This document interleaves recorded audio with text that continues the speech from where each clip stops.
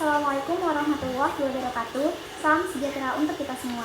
Nama saya Nadia Ramadhani Nainggolan, mahasiswa baru Politeknik Negeri Medan, jurusan Administrasi Niaga, Program Studi Manajemen Bisnis. Saya berada di kelas 1B Manajemen Bisnis. Di sini saya ingin menjelaskan tentang tujuan dari mata kuliah kewarganegaraan dan apa gunanya PKN dalam kehidupan kita sehari-hari. Mata kuliah kewarganegaraan memiliki topik yang berhubungan dengan nilai-nilai Pancasila, hak dan kewajiban warga negara, tugas dan wewenang lembaga-lembaga negara, integrasi nasional, praktik demonstrasi, bela negara, luasan Nusantara, dan masih banyak lainnya.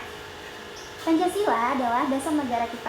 Apa sih dasar negara itu? Dasar negara adalah sikap dan pandangan hidup yang berkedudukan sebagai sumber dari segala sumber hukum di suatu negara. Pancasila memiliki nilai-nilai di setiap silanya. Apabila kita mengamalkannya, maka terciptalah kehidupan yang aman, tentram, dan damai. Nah, mata kuliah kewarganegaraan bertujuan menghasilkan mahasiswa yang mengamalkan nilai-nilai Pancasila di kehidupannya.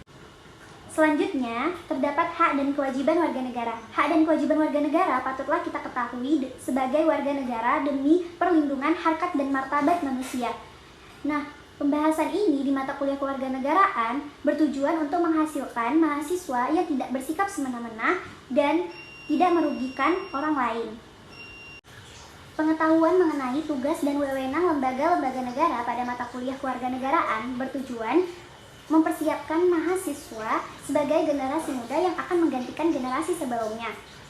Tidak hanya itu, masyarakat, terutama mahasiswa, dituntut ikut berpartisipasi dalam kegiatan politik karena masyarakat dan mahasiswa yang dapat menilai dan merasakan secara langsung keberhasilan jalannya kegiatan pemerintahan. Bagaimana dengan integrasi nasional? Integrasi sendiri memiliki makna kesatuan yang utuh, sedangkan nasional memiliki makna bangsa. Indonesia memiliki keragaman suku, etnis, bahasa, agama, dan yang lainnya yang rentan membuat perpecahan. Di kalangan remaja, terdapat juga pembentukan kelompok yang membuat kerusuhan dan bentrokan.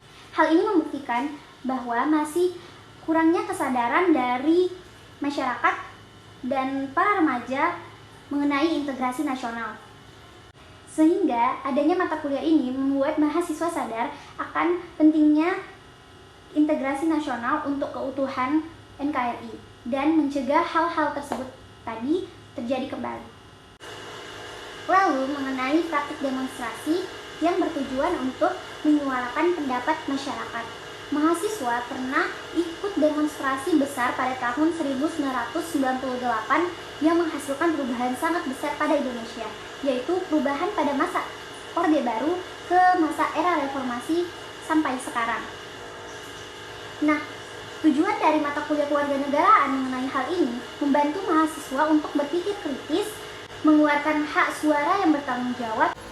Tak hanya itu, mata kuliah kewarganegaraan yang berhubungan dengan bela negara menyesuaikan dengan Undang-Undang RI Nomor 3 Tahun 2002 tentang Pertahanan Negara Pasal 9 Ayat 2 yang pada intinya membahas tentang tata cara keikutsertaan warga negara. Salah satunya itu ialah pendidikan kewarganegaraan.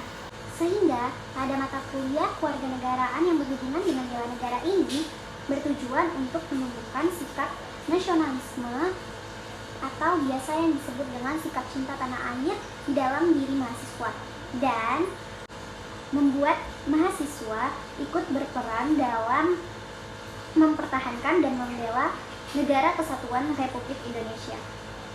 Dari penjelasan saya, kita juga dapat mengambil gunanya PKN dalam kehidupan kita sehari-hari, yaitu membuat masyarakat patuh terhadap hukum, menumbuhkan sikap dan rasa nasionalisme, menyukai persatuan dan kesatuan, menumbuhkan sikap saling menghormati dan menghargai sesama warga negara dengan tidak membeda-bedakan kelompok-kelompok lain, melakukan musyawarah dalam pengambilan keputusan, dan menyuarakan pendapat dengan penuh tanggung jawab.